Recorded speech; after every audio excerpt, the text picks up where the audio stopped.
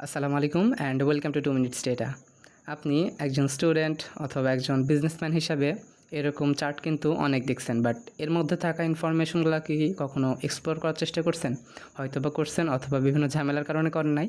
চলেন আজকে খুব ইজিলি এই ড্যাশবোর্ডটাকে এক্সপ্লোর করা যাক। তো আজকে আমি আপনাদের সামনে একটা কল সেন্টার অ্যানালিটিক্যাল ড্যাশবোর্ড উপস্থাপন করছি, যেখানে আমাদের মূল উদ্দেশ্য হবে কোম্পানির স্ট্রেংথ এবং কোন কোন জায়গায় ইমপ্রুভমেন্ট করা দরকার ছিল তা এই চার্টের মাধ্যমে খুব ইজিলি আইডেন্টিফাই করা। ওকে, সো প্রথমে নজর দেওয়া যাক ড্যাশবোর্ডে 4টি কেপিআই কার্ডের দিকে। কেপিআই কার্ডের অর্থ হচ্ছে কি পারফরমেন্স ইন্ডিকেটর কার্ডস। ওকে, সো আমাদের এই মাসে 32,940 কাস্টমার্স কল রিসিভ হয়েছে, যেখান থেকে মোট কল ডিউরেশন ছিল 824,000 মিনিট এবং প্রতিটি কলের অ্যাভারেজ কল ডিউরেশন ছিল প্রায় 25 মিনিট। তবে সবচেয়ে অ্যালার্মিং বা চিন্তার বিষয় হচ্ছে আমাদের অ্যাভারেজ কাস্টমার স্যাটিসফ্যাকশন স্কোর মাত্র 5.5 আউট অফ 10। এটি একটি চিন্তার বিষয়। কাস্টমার রিটেনশনের জন্য কিন্তু আমাদের স্কোরটা দ্রুত ইমপ্রুভ করতে হবে।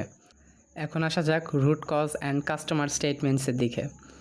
এখন প্রশ্ন আসতে পারে, কাস্টমার স্যাটিসফ্যাকশন এত কম কেন?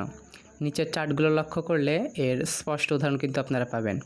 সো এখানে আমাদের মোট কলের বড় একটা ভাগ অর্থাৎ প্রায় 23,000 কল এসেছে শুধুমাত্র বিলিং কোয়েশ্চেন বা বিলিং সংক্রান্ত জটিলতার কারণে।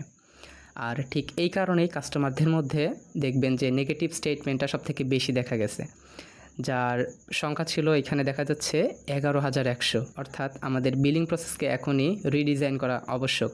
এবার আসা যাক ডেমোগ্রাফিক ও চ্যানেল অ্যানালিটিক্সে। ভৌগোলিক দিক থেকে যদি আমরা দেখি, ক্যালিফোর্নিয়া ও টেক্সাস স্টেট এবং ওয়াশিংটন সিটি থেকে আমাদের সর্বোচ্চ কল ভলিউম এসেছে, যা আপনারা ম্যাপ এবং বার চার্ট থেকে দেখতে পাচ্ছেন। এছাড়া যোগাযোগের মাধ্যম হিসাবে কাস্টমাররা এখনও সরাসরি কল সেন্টার এবং ওয়েব প্ল্যাটফর্মগুলো কিন্তু বেশি ব্যবহার করেছেন। কল সেন্টারে দেখা যাচ্ছে 32.3% এবং ওয়েবে দেখা যাচ্ছে 25%। আমরা যদি অপারেশনাল সাকসেসের কথা বলি, আমাদের টিমের একটি বড় সাফল্যের কথা এখানে না বললেই নয়। এত প্রতিকূলতার মাঝেও আমাদের টিম কিন্তু 21,000-এর বেশি কল নির্ধারিত সময়ের মধ্যে সফলভাবে হ্যান্ডেল করেছে, যা আমাদের টিমের একটা কঠোর পরিশ্রমের প্রমাণ দেয়। ওকে, সো ফাইনালি এই অ্যানালিটিক্স থেকে আমাদের আগামী মাসের অ্যাকশন প্ল্যান হবে 2টি।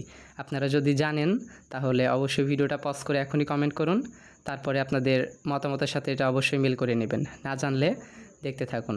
সো প্রথম যে অ্যাকশন প্ল্যান, এটা অবশ্যই বিলিং ইস্যু খুব দ্রুত কমিয়ে আনতে হবে। এটা আপনারা তো পূর্বে দেখছেনই এই সমস্যাটা। এবং দ্বিতীয়টা হচ্ছে customer satisfaction, which is most important. এই কাস্টমার স্যাটিসফ্যাকশন স্কোরটা 5.5 থেকে অন্তত 8.5 উন্নতি করতে হবে। ওকে, সো আজকের যে ভিডিও প্রেজেন্টেশন এটা খুবই শর্ট অ্যান্ড সিম্পল ছিল। এই রিলেটেড যদি আপনাদের কোনো প্রশ্ন থাকে আপনারা অবশ্যই কমেন্টসে জানাবেন, আমরা খুব দ্রুত আনসার করার চেষ্টা করব ইনশাআল্লাহ। ভালো থাকবেন, সুস্থ থাকবেন, and data analytics and data science related video পেতে অবশ্যই আমাদের সাথে থাকবেন ইনশাআল্লাহ। আসসালামু আলাইকুম।